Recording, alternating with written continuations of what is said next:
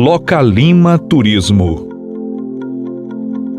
No dia 4 de dezembro de 2020, o ônibus da empresa Localima Turismo saiu da zona rural de Mata Grande, em Alagoas, e seguia para São Paulo com 48 pessoas a bordo. O ônibus de modelo Paradiso G6 1200 estava a serviço da JS Turismo, que possui sede em Alagoas. O veículo seguia a viagem normalmente, quando na altura do quilômetro 350 da BR-381, em um trecho conhecido como Ponte Torta, o motorista perdeu o controle da direção e acabou caindo de um viaduto a uma altura de cerca de 35 metros, nas proximidades da cidade de Dom Silvério, no interior de Minas Gerais. Infelizmente, 19 pessoas perderam a vida.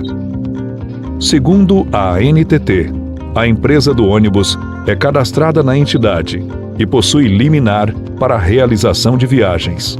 Porém, o ônibus envolvido no acidente, com placa DTD 7253, não tinha autorização para transportar passageiros.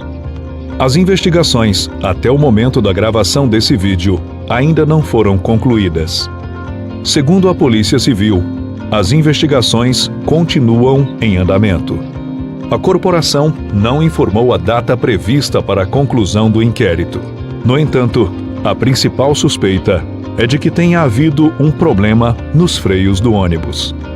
Ainda de acordo com a polícia, os laudos periciais já foram elaborados, mas ainda é necessário ouvir algumas pessoas que estão em outro estado.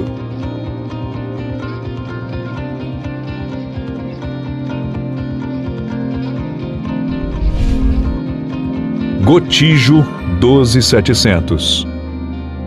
Em 27 de janeiro de 2014, um ônibus da empresa Gotijo saiu de São Paulo com destino a Paulo Afonso, na Bahia, levando 38 passageiros. O veículo transitava tranquilamente pela BR-110. Dos 2.280 quilômetros de viagem que deveria cumprir, o mesmo já havia cumprido 2.000 quilômetros. Porém, faltando 10 quilômetros para chegar em Alagoinhas, entre os quilômetros 310 e 315, após uma curva, uma máquina de 35 toneladas se desprendeu e caiu de um caminhão, invadindo a pista contrária em um trecho de descida. No outro sentido, finalizando a subida, vinha o ônibus da Gotijo, conduzido por Josevaldo Lima da Silva, que tinha acabado de assumir a direção em Feira de Santana. Segundo testemunhas, ele ainda tentou jogar o ônibus para o acostamento, a fim de desviar do trator, mas não deu tempo. O veículo acabou atingindo em cheio o trator, causando um verdadeiro estrago. O caminhão havia sido contratado por uma empresa de terraplanagem para fazer o transporte do equipamento de Inhambupe para uma obra em Alagoinhas. A carreta viajaria apenas 38 quilômetros. Infelizmente, 13 pessoas perderam a vida.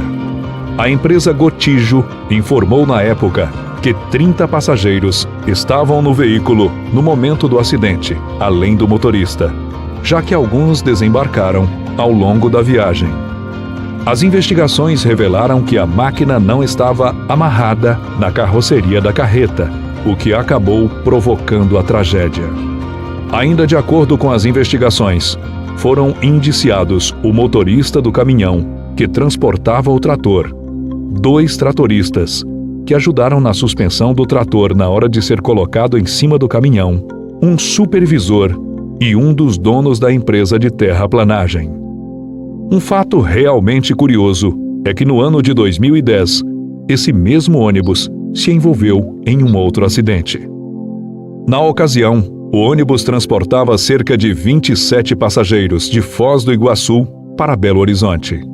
O veículo acabou colidindo no fundo de uma carreta em Marília, São Paulo, às margens da rodovia SP-333, ceifando a vida de 3 pessoas.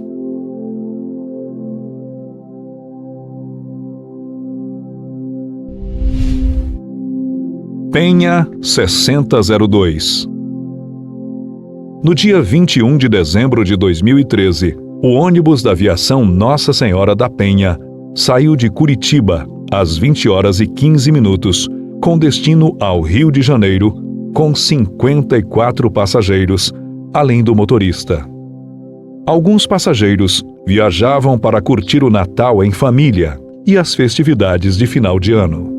No entanto, na madrugada do dia 22, o motorista do ônibus perdeu o controle do veículo e acabou saindo da pista, caindo em uma ribanceira de 10 metros de altura, localizada no quilômetro 301 da rodovia Regis Bittencourt, em São Paulo.